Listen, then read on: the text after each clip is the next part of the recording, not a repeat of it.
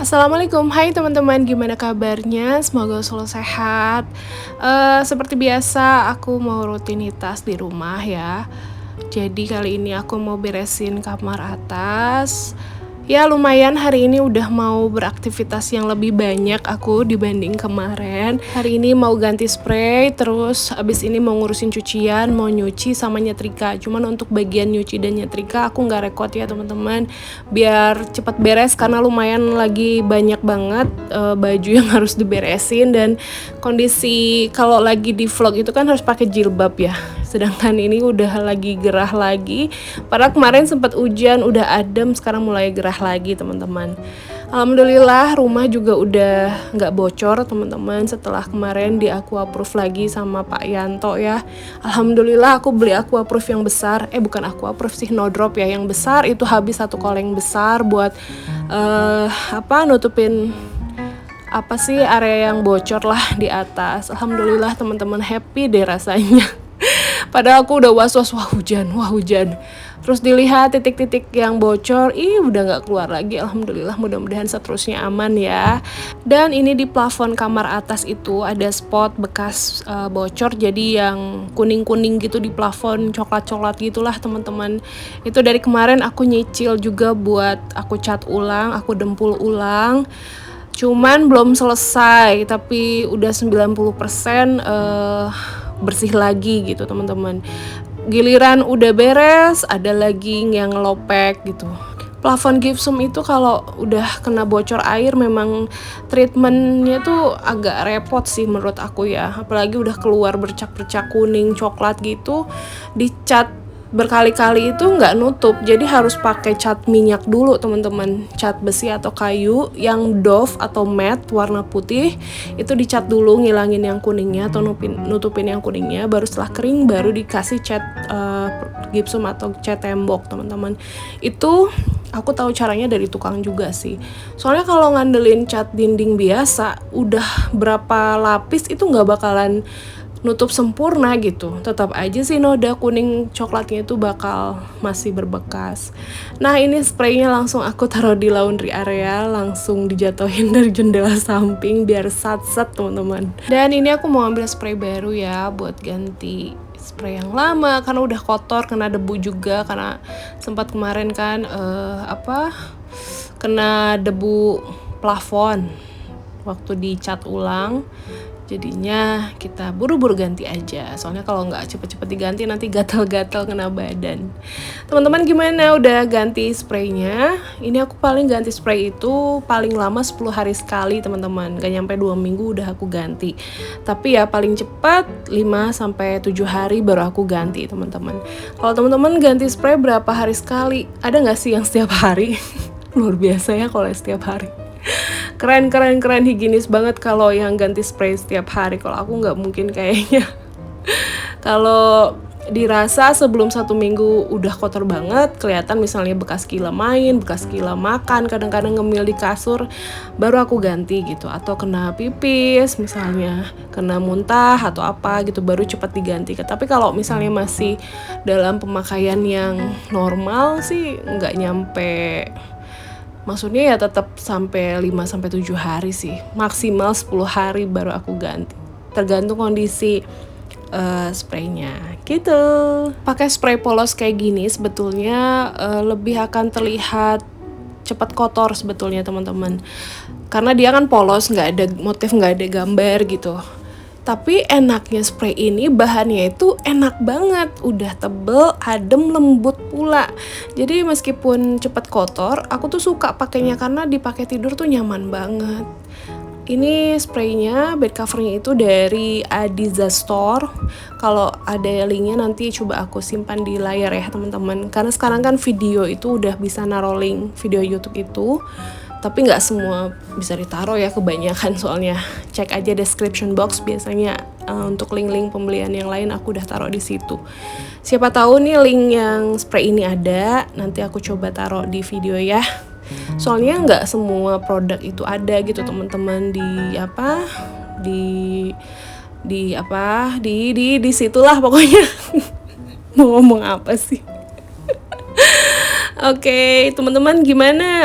Weekend ini mau kemana? Udah pada gajian pasti ya. Ada yang belanja mungkin, atau ada yang sengaja pengen jalan-jalan ke mall, cuci mata, makan siang atau makan malam, atau misalnya mau rekreasi tipis-tipis ke tempat wisata yang nggak terlalu jauh dari rumah.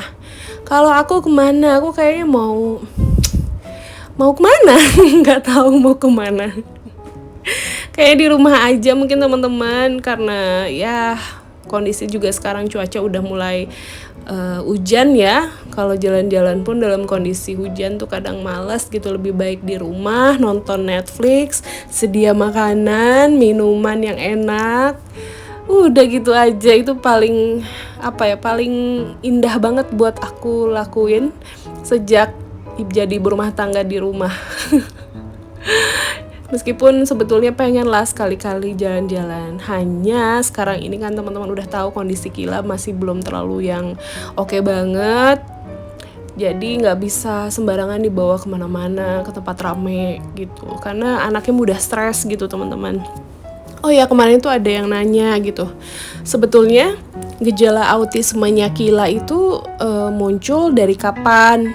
Oke, sebetulnya udah pernah aku jawab sih, cuman mungkin banyak teman-teman subscriber baru yang maksudnya belum tahu ceritanya. Jadi Kila itu memang secara lahir sudah dalam kondisi autistik ya teman-teman, dan gejalanya itu diketahui ketika dia usia 1 tahun lebih lah, 1,5 tahun.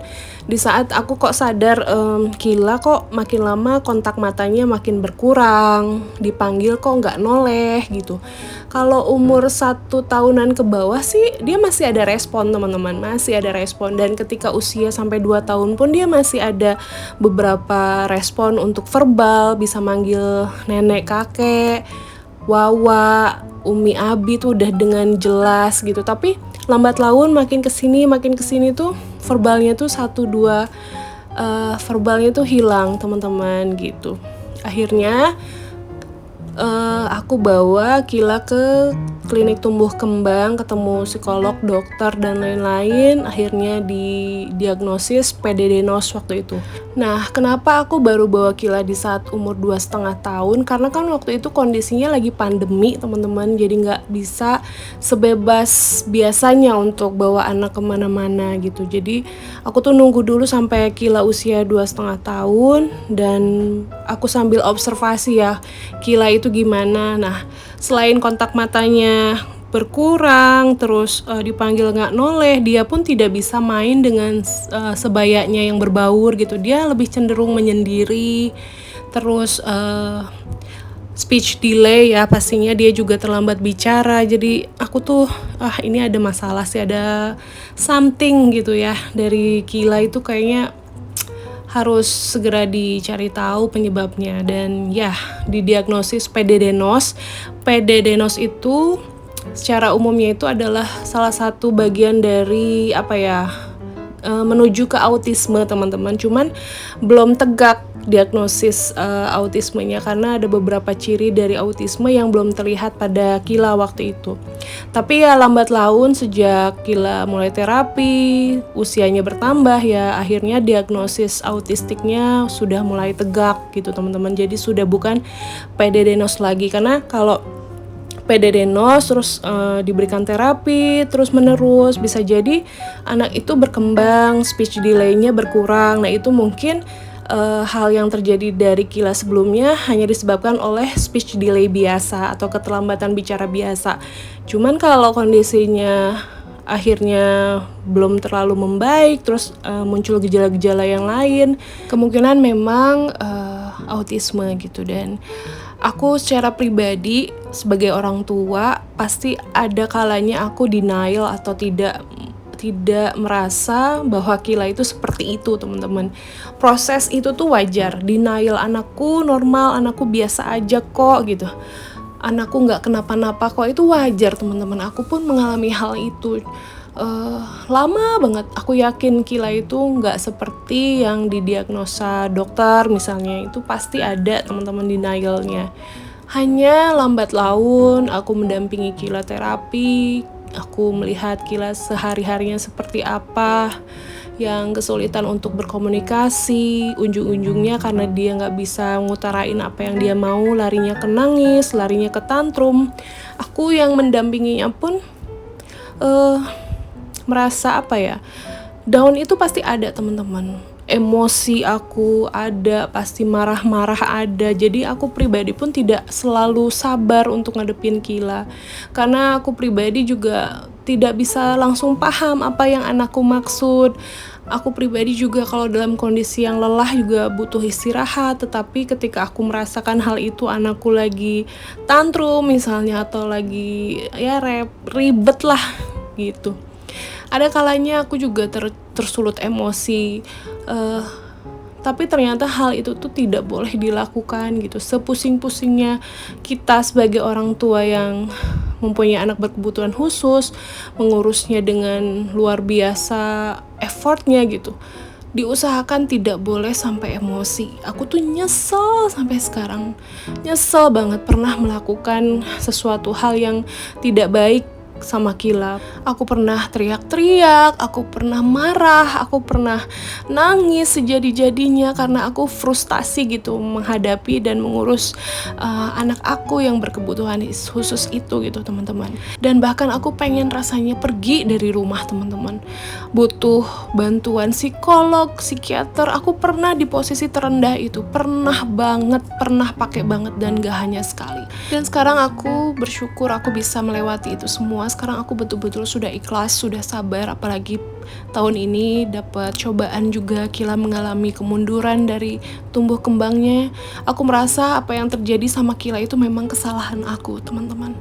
Aku memang kayak gak becus gitu untuk ngurusnya, dan aku tuh sangat-sangat menyesalkan hal itu gitu. Terlepas dari penyebab yang lain di luar itu, tapi tetap aku menilai diri aku tuh kayak aku tuh belum berhasil gitu. Ya intinya sekarang aku lagi berusaha untuk memperbaiki semuanya gitu, memberikan keleluasaan Kila untuk bisa healing teman-teman. Bukan hanya Kilanya, tapi akunya juga. Dan alhamdulillah berhasil teman-teman. Perlahan sekarang Kila udah membaik, dan aku yakin makin kesana, makin ke depan nanti akan semakin lebih baik, aku yakin gitu. Amin. Jadi buat teman-teman yang mengalami kondisi yang sama dengan aku, kuncinya itu memang kita harus sabar. Jangan pernah untuk bersikap kasar terhadap anak. Seperti itu ya insight-nya. Segitu dulu teman-teman videonya. See you on my next video. Kapan-kapan sharing lagi ya. Bye-bye. Wassalamualaikum.